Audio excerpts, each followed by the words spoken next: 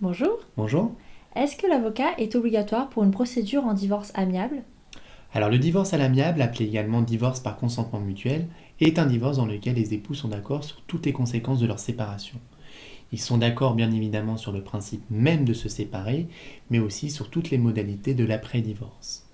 Bien que les époux aient opté pour le divorce à l'amiable, le recours à un avocat est obligatoire. En effet, la loi impose que dans les procédures de divorce, les actes juridiques soient rédigés par un avocat assermenté.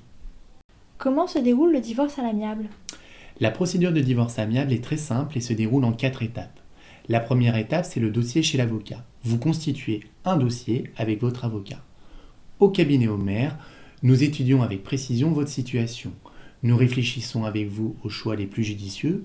Nous vous conseillons grâce à notre expertise et nous rédigeons les actes de divorce.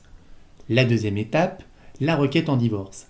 Il s'agit d'un acte officiel rédigé par l'avocat pour lancer la procédure de divorce. Elle contient des éléments importants, et notamment la convention de divorce dans laquelle est listée toutes les conséquences de la séparation. Troisième étape, l'audience de procédure. Le divorce à l'amiable est un divorce dans lequel il n'y a qu'une seule audience. Au cours de cette audience, le juge va vérifier dans un premier temps si les époux sont bien d'accord. Il va vérifier s'il n'y a pas eu de pression psychologique ou de manipulation d'un époux sur l'autre. Dans un second temps, il va s'intéresser à la convention de divorce.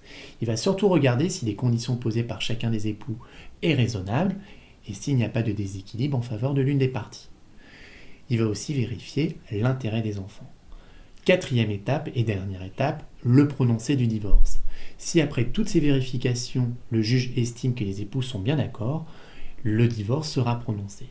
Au contraire, si un point mérite d'être approfondi, le juge pourra demander soit une nouvelle convention, soit refuser le divorce. Pour plus de précision, n'hésitez pas à nous contacter ou à effectuer un devis sur Internet. Un conseiller pourra vous répondre gratuitement. Peut-on contester la décision du juge?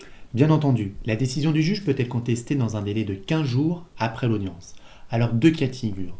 Soit le juge prononce le divorce et sa décision ne peut pas faire l'objet d'un appel, seul le pourvoi en cassation est possible. Soit le juge refuse le divorce ou demande une nouvelle convention, les époux pourront faire appel. Pour plus de précision, n'hésitez pas à nous contacter ou à effectuer un devis sur notre site internet.